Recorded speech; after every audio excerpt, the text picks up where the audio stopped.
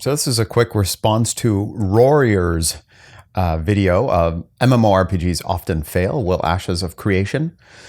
It starts with the quintessential Ashes of Creation question, which is Ashes of Creation doomed? Is Ashes of Creation doomed?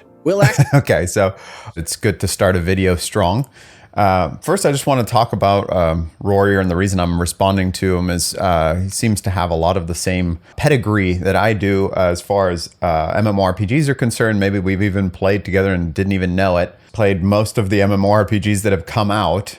Like I said, I haven't played some of the more recent ones. I did play Rift, but I didn't get to play Wildstar. I was just busy developing. But I want to get to his concerns here. Arrive at Ashes of Creation. With its 64 possible class combinations, an ever-changing world with its node system, and the Unreal 5 engine powering it, it truly looks like the next-gen MMO we've all been waiting for. I believe in this game, but how do we avoid the pitfalls from the past? The server issues, the queue times that run rampant on new launches, hitting in-game finding out there's nothing to do, or the game's systems are just boring. So right there, I think that he's concerned with a lot of things that normally would plague any MMORPG, and especially the launch of an MMORPG. It's not unique to Ashes of Creation. He doesn't seem to be very concerned with the 64 potential class combinations. I've been very publicly skeptical about that, particularly in a PvP game. But he does point out one thing that I think is crucial, which is all of these systems, because this game is so heavily systems driven. If those turn out to be boring, obviously that's not going to be good. So we'll talk more about that in a sec. One of them is the hype surrounding the game. It's massive. So many large content creators have had eyes on this game. Intrepid's social media presence is on point. The live streams they give us every month feed us delicious little content teasers. People want to play. I think at this point, from what I've seen, is we have a pretty healthy skepticism that has developed in the community, where it's not that people think that the game is dead or that it's not going to happen. But I think that everyone is at this point aware of how difficult what they're trying to achieve here in Ashes of Creation is, how monumental it would be if they can do it. And I don't think that the hype train, except in tiny groups perhaps of the community, is really that much out of control anymore. Maybe I'm just getting the wrong impression about it, but I think that everyone has had their ultra hype mitigated a bit by the reality of just the time that it takes and the rate at which pieces of information are being parceled out. But will this hurt the game's launch? Probably. We see it with every single game.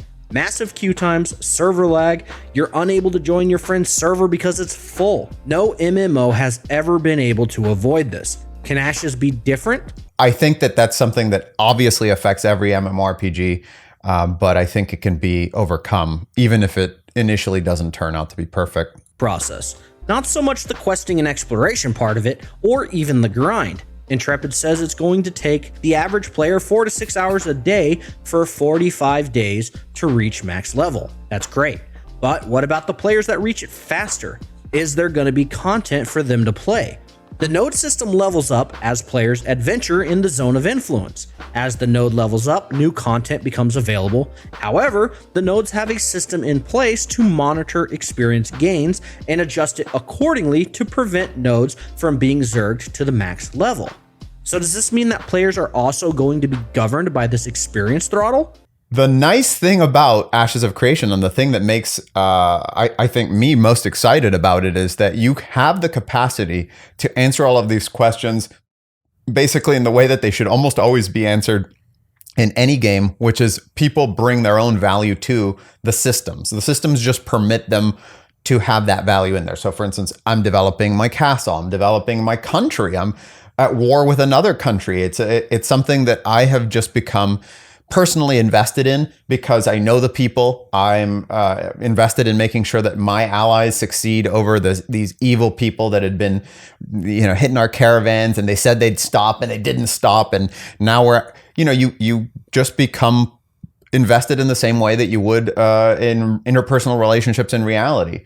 And that's the beauty of an MMORPG, is that it can give you that reason for playing. Whereas if I'm playing something like I was recently playing Killing Floor 2, I'm just shooting zombies. That's it. Like, I can play with my friends, but there's no story. I'm not invested in killing that one zombie or something. It's just the difference between saying, hey guys, let's get into this car and drive, and I'm presenting you like a Lamborghini or something. It's going to be a fun drive. We're going to go around the block or cruise a little bit and come back. And that's it. We didn't have a destination. Whereas an MMORPG gives you all these choices of destinations that you are deciding. And maybe it's just a minivan, you know, it's not necessarily like the most exciting ride, but it lets you go someplace. And in the case of Ashes of Creation, it's giving you the most choices of where you want to take it. Do you want to try to become a mayor and do this whole politics thing? Are you just going to be a PvP guy and you want to be a mercenary and be known for being the leader of the like most feared mercenary guild or pirate or whatever it might be? You get so many different choices of roles you can inhabit, and inhabiting those roles is the point. So in other words, if somebody were to hit a level cap, and I understand that here the nuance of it is saying that perhaps the actual progression of nodes can't keep up with the leveling of a player, there's still going to be a lot of things that a player can do to affect the world, which is kind of the point of playing this game. Listen to Steven, the creative director, talk about content updates. So we're thinking of expansions that come on a monthly and quarterly basis. Those are going to be more smaller, easily digestible. They progress the game world in something that is, maintainable for players to kind of follow along with, especially if you're playing the game. And then we're thinking of the large expansions that might happen once or twice, maybe a year, every 6 months, so to speak. The popularity and the subscriber base of the game is going to determine how expansive those expansions are and how regular they can become. Now that sounds great, but one thing he mentions is the popularity and sub count drive the frequency and the size of expansions and updates. That's understandable. However, Ashes is going to be a pretty niche game, a true PvX experience. Steven has said many times that the game isn't going to be for everyone, but if you split the player base between casual and hardcore from the start, and the sub count begins to drop because of it, pushing the content updates few and far between, that'll affect the players that are subbed as well. But I'm no game developer, I'm kind of dumb, so I hope I'm wrong. All right, so obviously he's not actually dumb, but that's a nice bit of humility, I suppose. I am a game developer, but I'm not MMO game developer, nor have I ever been.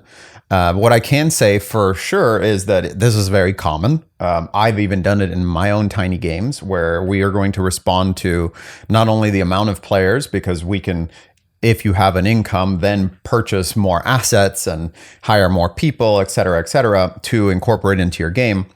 But you're also responding to, and this is very important, what those players that do play your game actually want. So if the game becomes more niche and there's less players, but so you're able to make less content updates, you can target those content updates more specifically to the player base that exists. So that basically means that regardless of the amount, as long as there's a group of people who do enjoy the game, that is going to be hopefully enough for the developers to continue to develop content for the group of people who enjoy the game. If it's too small, then of course it's not sustainable, and that would be the ultimate risk. But I don't think that that's going to happen, at least not initially, with Ashes. The main concern here is just going to be, how do you keep the highest levels of players engaged? And I think that it's going to come from just making sure that there is a bit of a gain treadmill, like with every MMORPG, but that doesn't get out of control.